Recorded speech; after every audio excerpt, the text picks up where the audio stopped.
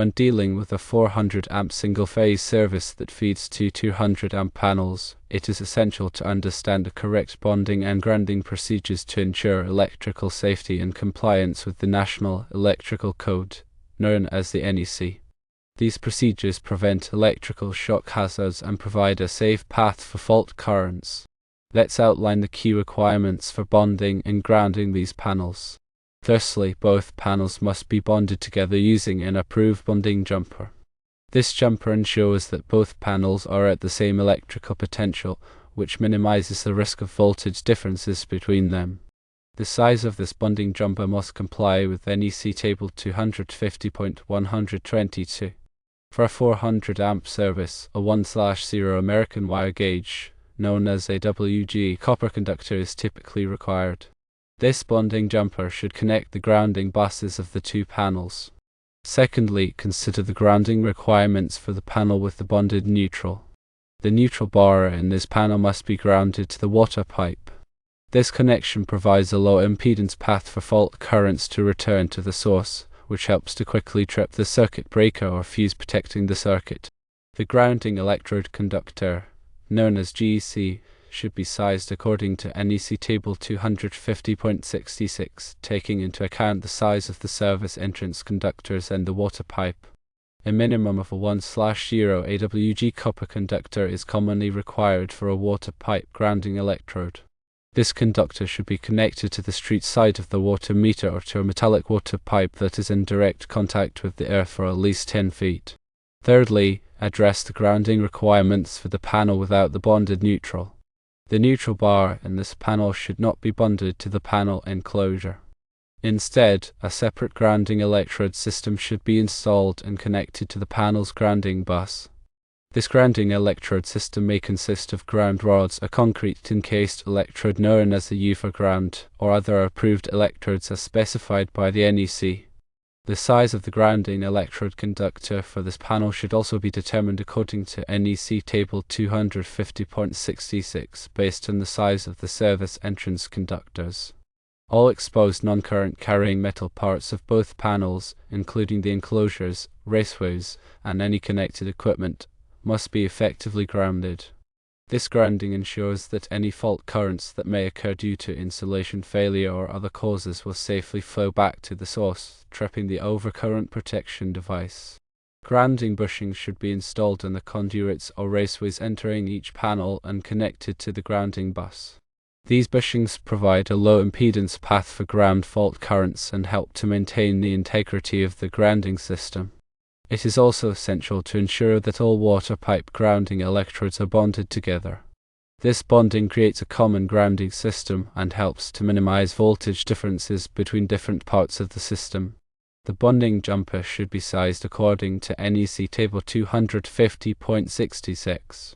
In summary, the key steps for bonding and grounding the two panels are as follows. 1. Bond both panels together using a 1/0 AWG copper bonding jumper sized according to NEC Table 250.122.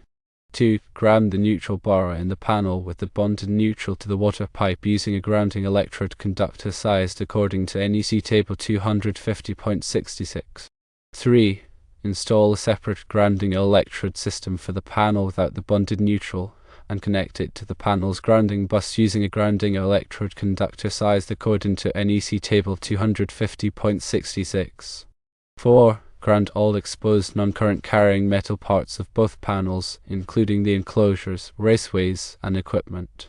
5. Install grounding bushings in the conduits or raceways entering each panel and connect them to the grounding bus.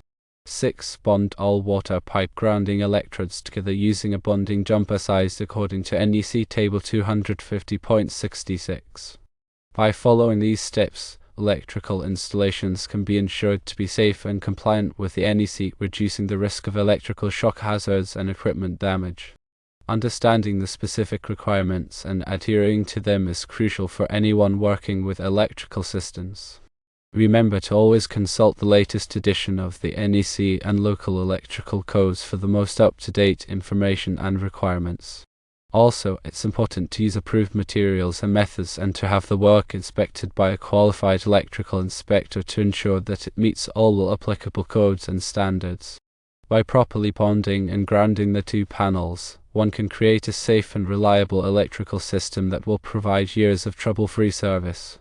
The information provided here is intended for general guidance only and should not be considered a substitute for professional electrical advice. Always consult with a qualified electrician before performing any electrical work. Electrical work can be dangerous and should only be performed by individuals who are properly trained and qualified. Incorrect wiring or grounding can lead to electrical shock, fire, or other hazards. Proper bonding ensures a low impedance path for fault currents, which helps to quickly trip the circuit breaker or fuse protecting the circuit.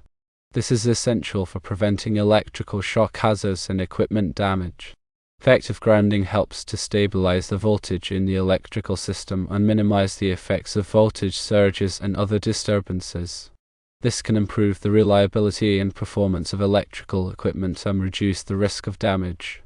Compliance with the NEC and local electrical codes is essential for ensuring the safety and reliability of electrical installations. Failure to comply with these codes can result in fines, penalties, and other legal consequences. Regular inspections and maintenance are essential for ensuring that electrical systems continue to operate safely and reliably. These inspections should be performed by a qualified electrician and should include a thorough examination of all wiring, connections, and grounding component. If any problems are found, they should be corrected promptly to prevent potential hazards. When working with electrical systems, it is essential to follow all safety precautions and to use appropriate personal protective equipment, known as PPE. This includes wearing safety glasses, gloves, and other protective gear as needed. It is also important to de-energize the circuit before working on it and to verify that it is de-energized using a voltage tester.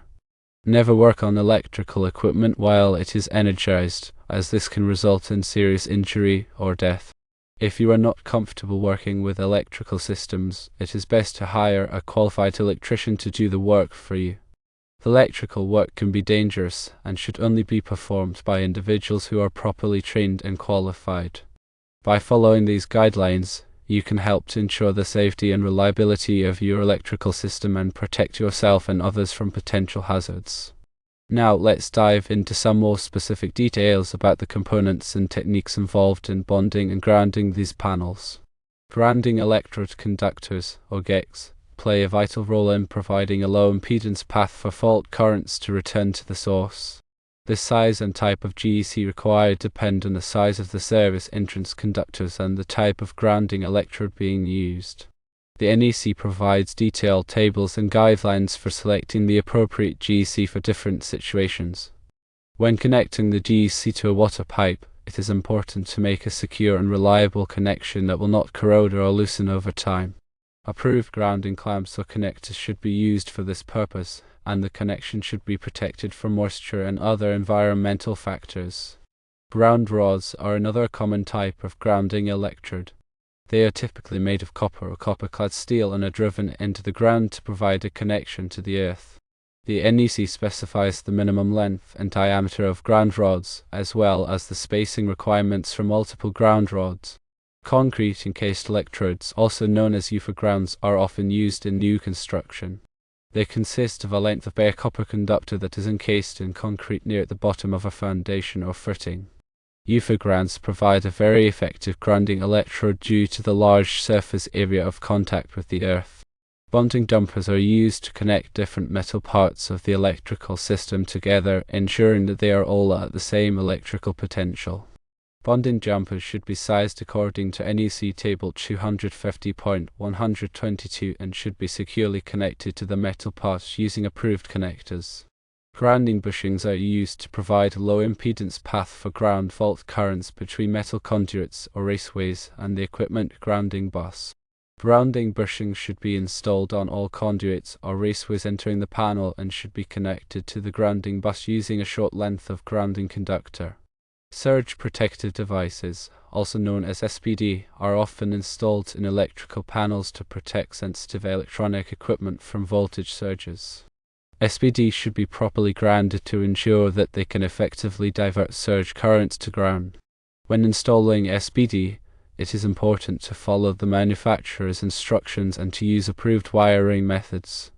Regular inspections and maintenance are essential for ensuring that grounding systems continue to operate effectively over time. Grounding connections should be checked for corrosion and tightness, and any damaged or deteriorated components should be replaced promptly. Ground resistance testing can be used to verify the effectiveness of the grounding system. This testing involves measuring the resistance between the grounding electrode and a remote reference point. A low resistance value indicates that the grounding system is functioning properly. Finally, remember that electrical codes and standards are constantly evolving, so it is important to stay up to date on the latest requirements. The NEC is revised every 3 years, and local electrical codes may also be updated periodically. By staying informed and following best practices, electrical installations can be ensured to be safe, reliable, and compliant with all applicable codes and standards. Furthermore, consider the specific scenario where one panel has a bonded neutral and the other does not. This configuration is common in certain types of electrical systems, such as those used in recreational vehicles or manufactured homes. In these systems, the panel with the bonded neutral serves as the main service disconnect, while the other panel is a subpanel that is fed from the main panel. In this configuration, it is essential to maintain the separation between the neutral and ground conductors in the subpanel. The neutral bar in the subpanel should not be bonded to the panel enclosure, and a separate grounding electrode system should be installed for the subpanel. This separation helps to prevent circulating currents in ground loops, which can cause nuisance tripping of circuit breakers and other problems. When installing a subpanel, it is important to use a 4-wire feeder that includes 2 hot conductors, a neutral conductor, and a grounding conductor. The grounding conductor should be connected to the grounding bus in the subpanel and should be run back to the grounding bus in the main panel. The neutral conductor should be isolated from the panel enclosure in the subpanel and should only be connected to the neutral bar. By following these guidelines, electrical installations can be ensured to be safe and compliant with the NEC, even when using a configuration with a main panel and a subpanel. Remember to always consult with a qualified electrician before performing any electrical work, and to follow all applicable codes and standards. Electrical work can be dangerous, and it is important to take all necessary precautions to protect yourself and others from potential hazards.